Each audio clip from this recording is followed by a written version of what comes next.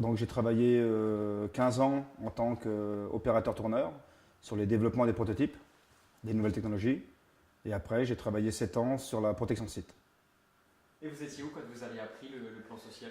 Eh ben, j'étais ici, en accident, parce que j'avais eu un accident chez les pompiers.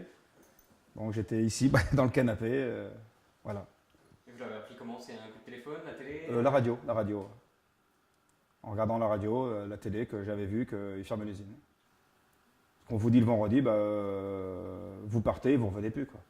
Donc du jour au lendemain, on vous ferme la porte. On nous met dehors un peu comme des malpropres, quoi, au bout de 22 ans, quoi. Là, du jour au lendemain, on n'avait plus le droit d'entrer dans l'usine. Et qu'est-ce qu'on se dit là? On dit, ça y est, là, on arrive au bout, quoi. Là, on dit, maintenant, ça y est, c'est la fin. Du coup, c'était à piquer de déménager, là. J'avais été déjà voir un poste sur Clermont-Ferrand avant, quoi. Ça veut dire, faut tout abandonner, ma femme travaille à l'hôpital de Chinon, donc ça veut dire c'est préparer une mutation aussi. Donc une mutation qui n'est pas évidente, parce que ça ne se fait pas du jour au lendemain. Il faut trouver un hôpital là-bas, il faut qu'une place se libère. Donc ça peut demander plusieurs mois. C'est vrai que c'était pas évident. Moi, je suis né ici. Donc voilà, quoi. Partir, c'est pas évident. Suite à l'annonce de la fermeture, donc j'ai recherché du travail. Donc je me suis approché de l'EDF. Donc je connaissais un peu de monde et ils m'ont appuyé pour pouvoir rentrer à l'EDF. Et donc j'ai été licencié le 31 mai et mon contrat a démarré le 2 juin. Maintenant que j'ai trouvé autre chose, je passe la page, quoi. Je pars sur autre chose, quoi. Ce qui est un peu désœuvrant, c'est pour les collègues qui sont restés là-bas, quoi. Parce que dans 2-3 ans, quand ça va vraiment être la fin, on ne sait pas ce qu'ils vont devenir. On est à peu près qu'une cinquantaine à avoir retrouvé du travail. Et sur les 700, voilà. On est à peu près que ça, quoi. Donc ça fait pas beaucoup de monde. Et encore, beaucoup, c'est des CDD de 6-7 mois, pas plus.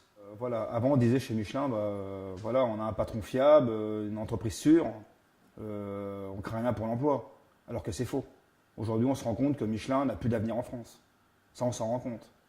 Parce qu'on a été dedans.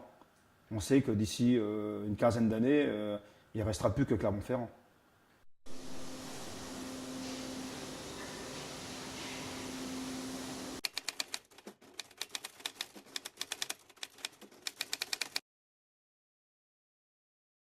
Comme partout, il y a eu des fois des petites prises de tête avec les chefs, hein.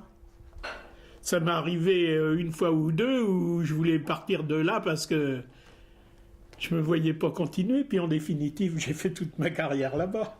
Disons que l'usine, oui, on voyait bien que ça déclinait. Plus ça allait, plus ça déclinait, hein.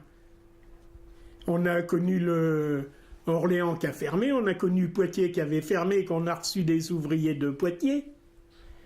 Les gars, ils venaient de Poitiers ou d'Orléans en carte tous les jours, hein.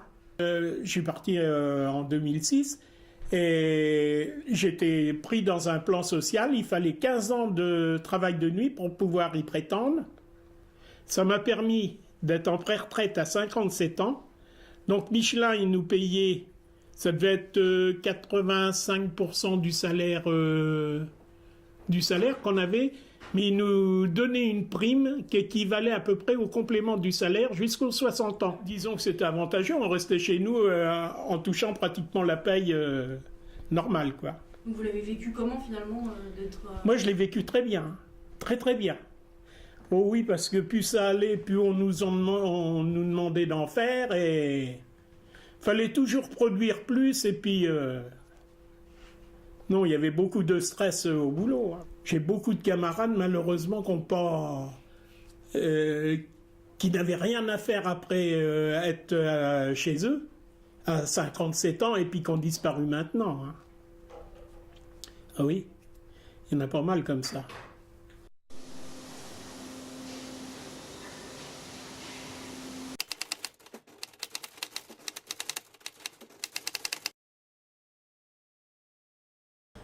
Voilà, à 17 h, un vendredi après-midi, on a appris que Michelin supprimait 700 postes. Ça fait mal parce que c'est vraiment quelque chose, comment dire, ouais, on a l'impression que tout s'écroule autour de nous. Et puis, donc, les salariés en particulier, ça a été dur. Mais même nous en tant que salariés, c'est dur, mais en tant que syndicalistes, encore plus, parce que là, On se dit comment ça va se passer, comment on fait les choses, et tout ça. Tout ça, c'est dur, quoi. Mais c'est vrai que l'annonce, le week-end a été compliqué. Le week-end a été compliqué. Moi, ça s'est passé, la signature de l'accord s'est passée. Moi, j'avais pas pris de vacances en 2013, pardon. Donc, j'en ai profité pour prendre mon mois de décembre de vacances. Donc, je suis parti en vacances. Et quand je suis revenu, j'ai dit maintenant, il faut quand même penser un petit peu à l'avenir, parce que pendant la négociation, j'ai jamais pensé à ce que je pouvais faire et ce que je pouvais devenir. J'ai eu une période difficile les 3 premiers mois, parce qu'en fin de compte, quand c'est comme ça, tout s'arrête. On n'a plus de médias qui appellent, on n'a plus d'hommes politiques, on n'a plus l'entreprise. Les salariés toujours un petit peu, parce qu'ils ont encore besoin qu'on les accompagne, mais on a ce trou qui se crée devant nous là, et effectivement on perd tous nos repères, et là il y a un moment qui a été difficile. Moi, on m'a proposé de rester dans les 200 personnes qui restent à jouer les tours, ce que j'ai refusé, puisque on est dans l'action. J'ai eu des mots, j'ai eu des gens qui ont dit des mots contre moi aussi, assez forts, et moi j'estimais que j'aurais eu des difficultés de retravailler avec eux, donc j'ai refusé d'être dans les 200.